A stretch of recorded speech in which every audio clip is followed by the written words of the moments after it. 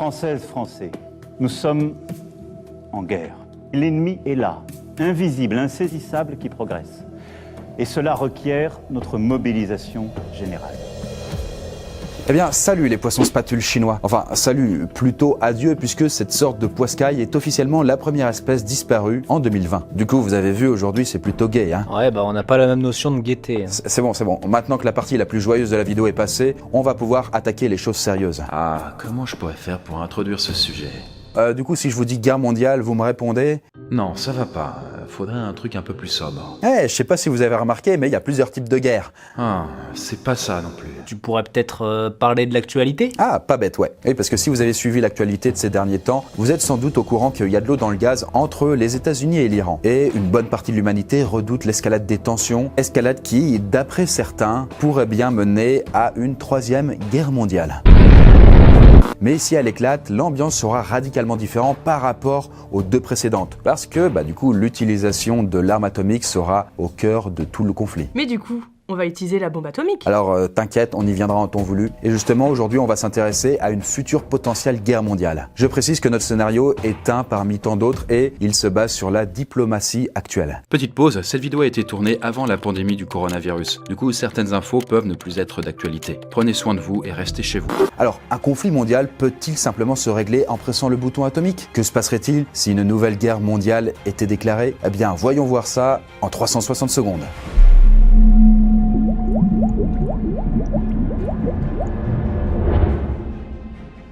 Bien, projetons-nous quelques années dans le futur, car même si elle a ses hauts et ses bas, la situation géopolitique actuelle rend très peu probable l'éclatement d'une troisième guerre mondiale. Tout simplement parce que les liens commerciaux entre les grandes puissances qui pourraient se mettre sur la gueule, à savoir donc surtout les USA et la Chine, sont trop forts. Par exemple, les produits chinois représentent 20% des importations américaines. Et ajoutons à ça le fait qu'une partie non négligeable des tensions diplomatiques avec les États-Unis est surtout due à la forte personnalité de son président actuel, un certain Donald Trump. China.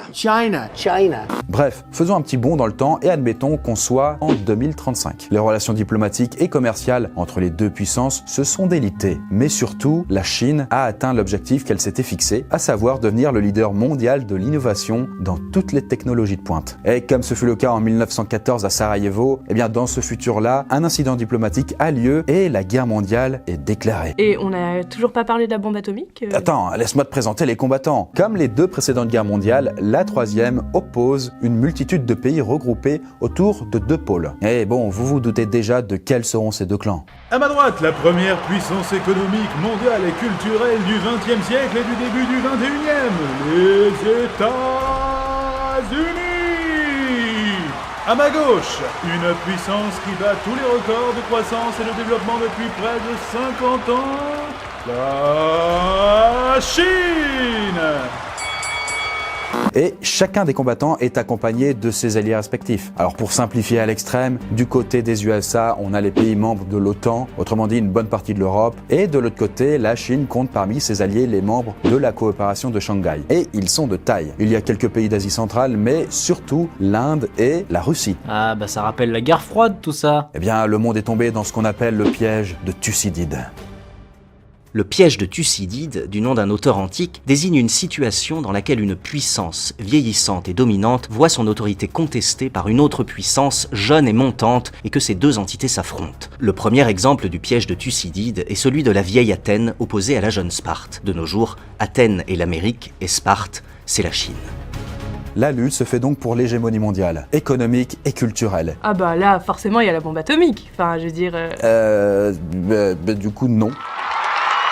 Tout simplement non, parce que toutes les puissances impliquées savent que l'utilisation de l'arme nucléaire reviendrait à signer l'arrêt de mort de l'humanité. Rien que ça. En fait, si on utilise une fois la bombe nucléaire, elle sera probablement utilisée une deuxième fois, par vengeance par exemple. Bref, l'humanité serait ensevelie sous un lit de champignons atomiques géants. Je suis déçu, mais j'espère qu'on pourra quand même se battre. Écraser ses ennemis.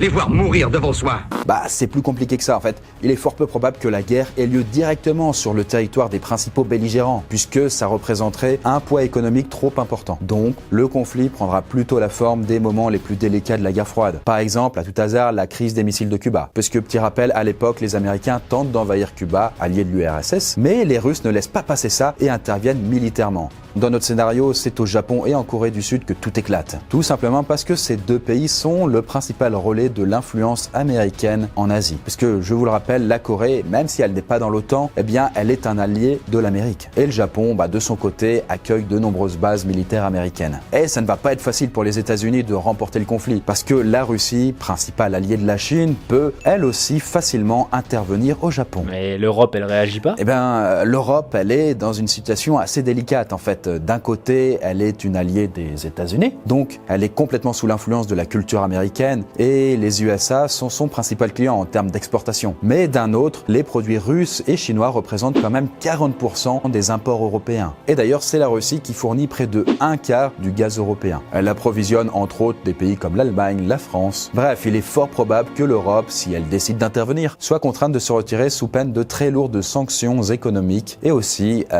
sous peine de se voir couper le gaz par la Russie. Enfin, si je te suis, les Russes perdraient quand même un gros client pour ce qui est de l'exportation de leur gaz, non? Eh ben, si la guerre éclatait aujourd'hui, oui, mais la Russie a prévu d'orienter ses exportations vers la Chine avec la construction d'un gigantesque pipeline baptisé Force de Sibérie. Et d'ailleurs, petit aparté pour revenir dans notre réalité, les vannes de ce gazoduc de 3000 km de long ont été officiellement ouvertes en décembre 2019. Mais bon, revenons à notre scénario. Pour contrebalancer l'affront reçu en Asie, l'OTAN pourrait se sauver la face en renforçant sa domination au Moyen-Orient où se trouvent les gisements de pétrole et en privant ainsi la Chine et ses alliés de ces précieuses ressources. Là, on pourrait se dire ok, un point partout, balle au centre, mais non, parce que le réchauffement climatique et la fonte des glaces ont libéré de nouveaux gisements de pétrole au pôle Nord. Et pour le coup, le pôle Nord, la Russie y a accès, les États-Unis y ont accès, c'est pour toi.